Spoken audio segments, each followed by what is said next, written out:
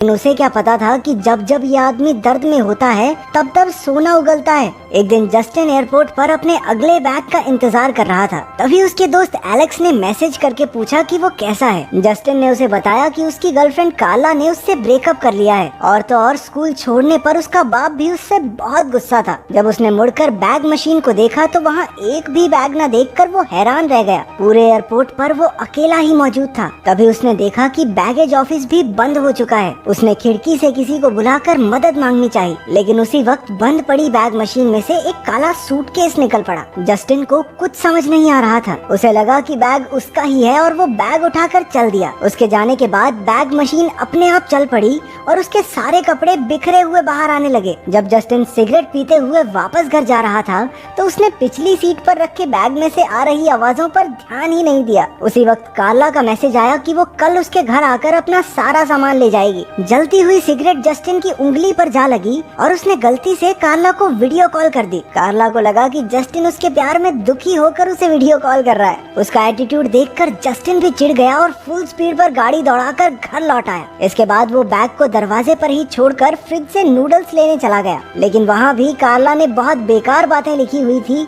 जिस वजह से जस्टिन ने कुछ खाया ही नहीं। उसने अपने कमरे में जाकर कुछ सीडीज उठाई और एक और सिगरेट पीने लगा। कुछ देर बाद उसका वो सूटकेस धीरे धीरे उसकी ओर बढ़ने लगा। उसमें से किसी आदमी की आवाजें आ रही थी जिसे सुनकर जस्टिन के होश उड़ गए। फिर उसे लगा कि शायद उसका दोस्त एलेक्स उसके साथ मजाक कर रहा है, इसलिए उसने एलेक्स को आवाज भी लगाई, लेकिन सूटकेस वाले आदमी ने कहा कि एलेक्स तो यहाँ है ही नहीं। हैरान होकर जस्टिन धीरे से सूटकेस खोलने लगा, लेकिन अचानक फिर से आवाजें आने लगी। उसने बैग जमीन पर रखकर जल्दी से खोल दिया। बैग में किसी ने एक आदमी को बहुत बुरी तरह से ठूस रखा था। उस आदमी ने बड़ी मुश्किल से जस्टिन को उसका सर बाहर निकालने को कहा। डरा हुआ जस्टिन एक बेसबॉल बैट लेकर उसकी ओर बढ़ने लगा। वो आदमी उसकी मिन्नतें करने लगा कि प्लीज मुझे मारना मत, प्लीज। उसने कहा कि उसने कोई बहुत बुरा काम किया था जिस वजह से वो यहाँ फंस चुका है। जस्टिन ने कहा कि वो उसे हॉस्पिटल ले जाएगा, लेकिन उस आदमी ने बड़ी निराश आवाज में जवाब दिया कि हॉस्पिटल वाले भी उसकी कोई मदद नहीं कर सकते। वो दर्द में करहा रहा था, इसलिए जस्टिन फटाफट बैग बंद करके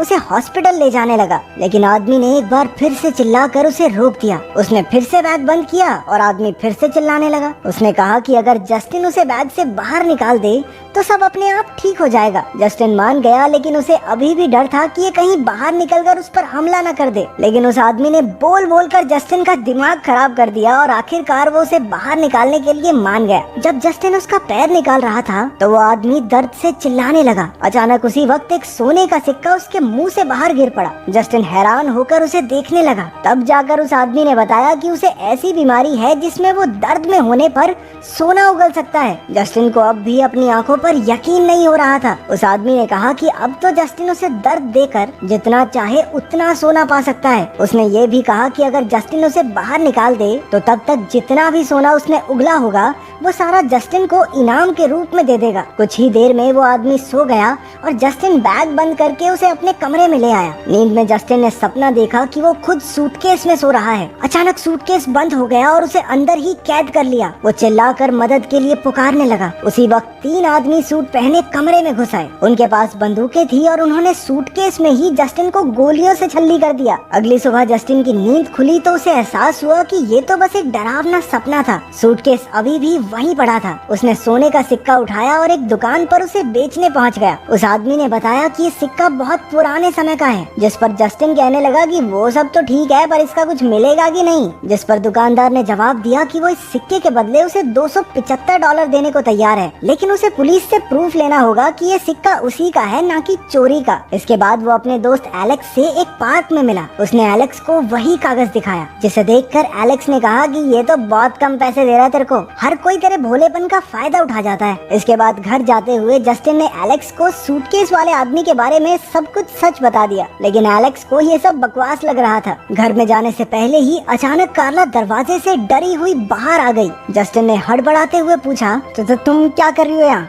कार्ला ने जवाब दिया कि वो तो अपना सामान लेने आई थी, लेकिन उसने कभी नहीं सोचा था कि जस्टिन एक कातिल निकलेगा। एलेक्स और जस्टिन को कुछ समझ नहीं आया। एलेक्स ने अंदर जाकर देखा कि सूटकेस में से एक आदमी का हाथ बाहर निकल रहा था। उसने बैग खोलकर देखा कि वो आदमी अंदर सो रहा था। जस्टिन ने उन तीनों को अपने कमरे में ले जाकर सारी बात समझाई। जैसे ही वो सूटकेस के पास गए, वो आदमी नींद से उठ गया, जिससे एलेक्स और कार्ला की तो चीखें निकल गई। जस्टिन ने उन्हें समझाया कि ये आदमी उसे इसी हालत में मिला था। कार्ला खुद ही उस आदमी को बाहर निकालने की कोशिश करने लगी। अब जस्टिन और कार्ला मिलकर उस आदमी के पैर बाहर निकाल रहे थे। आदमी फिर से दर्द में चिल्लाने लगा और अचानक उसके मुंह से एक और सिक्का बाहर आया। एलेक्स की नजरें सिक्के पर ही टिक गई। धीरे धीरे आदमी के मुंह से और सिक्के निकलने लगे और कार्ला ने परेशान होकर पूछा, ये सब चल क्या रहा है? इसके पेट में गुल्लक है क्या? उधर एलेक्स ने मौका देखकर एक सिक्का चुरा लिया। थोड़ी देर बाद वो आदमी कहने लगा कि अब उसे आराम की जरूरत है। कार्ला उसे बाहर निकालना चाहती थी, लेकिन एलेक्स उन दोनों को लेकर दूसरे कमरे में चला गया। उसने उन दोनों को समझाया कि उनके हाथ तो नोट छापने की मशीन लग गई है, वो जितने चाहे उतने सिक्के निकाल कर अमीर हो सकते हैं। लेकिन कार्ला और जस्टिन को ये सही नहीं लगा। तभी उस आदमी ने एलेक्स को आवाज दी। उधर जस्टिन ने कार्ला से कहा कि वो चाहे तो थोड़े पैसे कमा सकते हैं,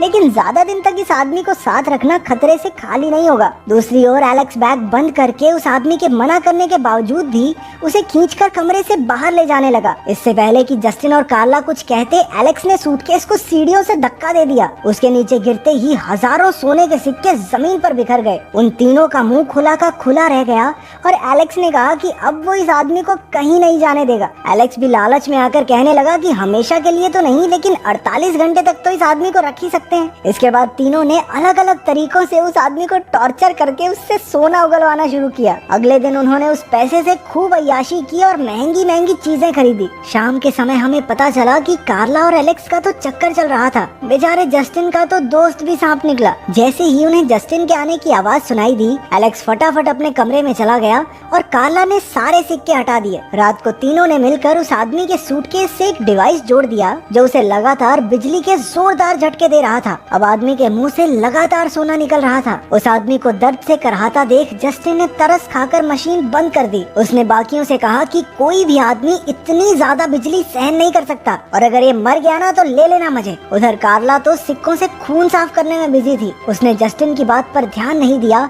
और बिजली का झटका और तेज कर दिया। अब और ज्यादा सिक्के बाहर गिरने लगे। जस्टिन का मन कह रहा था कि उन्हें रुक जाना चाहिए, लेकिन एलेक्स और कार्ला अब बेहद लालची हो गए थे। ऊपर से वो सूटकेस वाला आदमी खुद भी कह रहा था कि उसकी किस्मत में तो बस दर्द ही लिखा है। अबे चुप हो जा, शायद छोड़ दें तुझे। कुछ देर बाद ज्यादा दर्द की वजह से आदमी ने कहा कि शायद उसे दिल का दौरा पड़ने वाला है। कार्ला ने घबराकर एलेक्स और जस्टिन को देखा, लेकिन बेरहम एलेक्स ने मशीन को सबसे तेज झटके पर सेट कर दिया। जस्टिन ने गुस्से में उसे रोकना चाहा, लेकिन एलेक्स तो लालच के नशे में अंधा हो चुका था। उसे बस महंगी महंगी गाड़ियाँ और शान और शौकत के ख्याल आ रहे थे। लेकिन जस्टिन ने उसे 48 घंटे वाली डील याद दिलाई। एलेक्स ने जस्टिन को भी अमीरी के सपने दिखाए, लेकिन जस्टिन नहीं माना। उसे यकीन नहीं हो रहा था कि एलेक्स और कार्ला पैसों के लिए किसी का खून तक कर सकते हैं। उसने पुलिस को सब बताने के लिए फोन उठाया, लेकिन कार्ला ने उसका फोन हथौड़े से चूर चूर कर दिया। जस्टिन ने गुस्से में उसकी ओर देखा, लेकिन उसी वक्त कार्ला ने हथौड़ा उसके सर पे दे मारा। उसके सर से खून की धार बह चली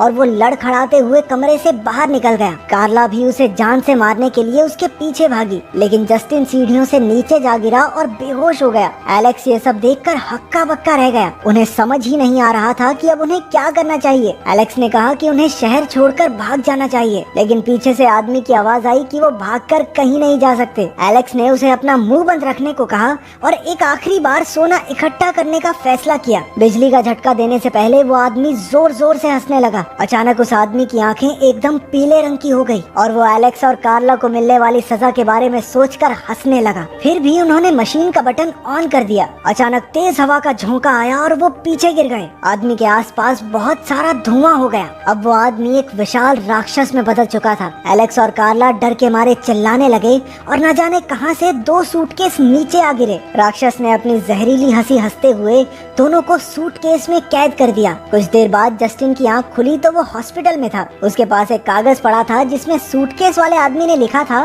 कि वो उसकी मदद के लिए हमेशा तैयार रहेगा। वो आदमी अब पूरी तरह ठीक होकर एक एयरपोर्ट पर था। उसके पास एक जैसे कई सूटकेस थे। उन सूटकेसेस में से एलेक्स और कार्ला की चीखें सुनकर वो मुस्कुराने लगा और इस्तांबुल के लिए रवाना हो गया।